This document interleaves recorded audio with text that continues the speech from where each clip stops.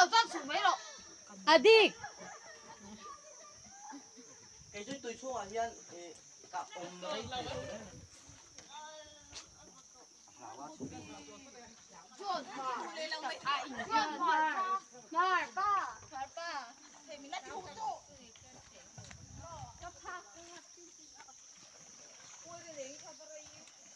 Kalau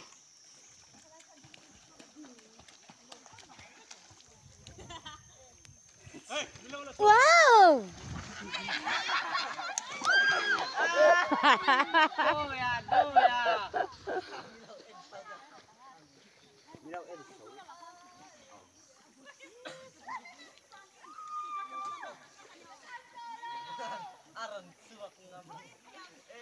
Quê hết tao phê rồi. Ôi mi sang, cái này cái tấm pin đồng cho căng. Áp trục xía. Phê được đâu? Riêng, ít tiếng đó nè, ít láng ô. Giặc tung. Chỉ ba với cả tiếng đó là cái kiện nha. Ai mình đâu là sụp. Cái kế chậu đầu buồn là đồn. Amon. Anh thiền vết đồ, à chung thiền phải vết đồ nộp cái mâm tôi là. Mau thế đâu. Thu được rồi. Cái này là phải cái gì? Ra khoa sĩ thì là mình nó lại toàn. Therefore, he more. Thân yêu lại đâm na. Dân tiếng tân mang tân lim tên malay na pa kanila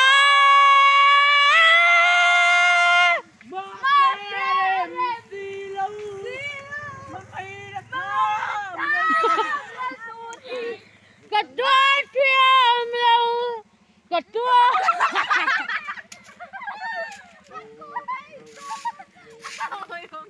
càng ngái chiêm lâu cả tua chiêm lâu ô lung run ít lâu choang ít lâu choang Ông già này xí lâu. Con mga tay. Nunu em là ba ibek Muta âm lâu. Mà ngày tu tình đúng mèo co. liam thin hia hồi sân ba cặp phu lâu Mà xem mga tu. min mangai tu mi swal kai min nai phai la ve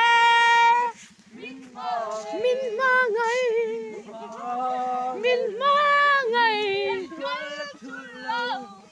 Mà do mình vũ bang lo về.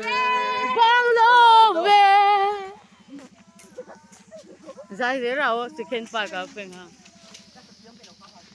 SDO là. enge kha bul ka bul ve kha chol ka ro chol ka to pateng to party le ang o kan ra chuam pam kim ne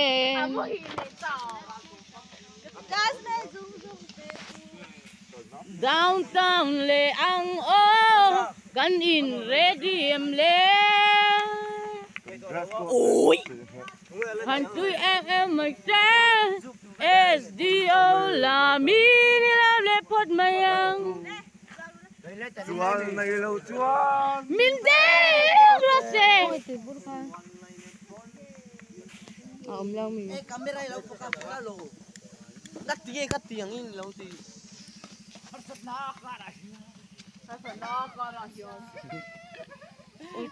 halut tu kala phu chiang tu TV công lại rồi. Mình lâu ca em em. Thà đâu phá. Chắc chắn tôi lâu em ơi.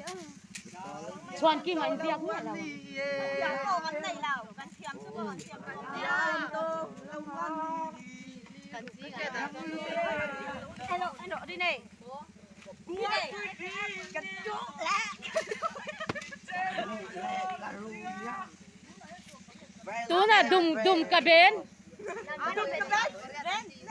Dum ka metal ben.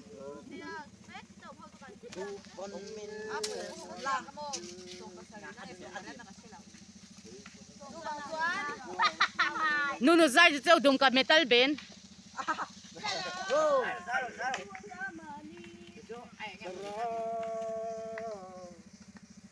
O yan nalutok ka kan lalo. Kalau klik lo kang omoy lutok kan.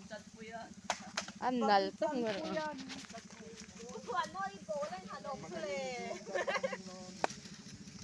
Amoy lutok ruat sang ai liat dai lo.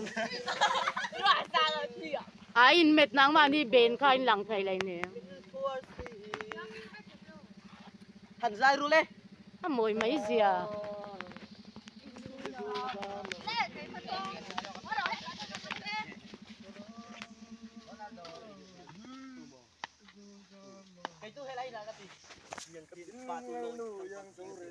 Hello.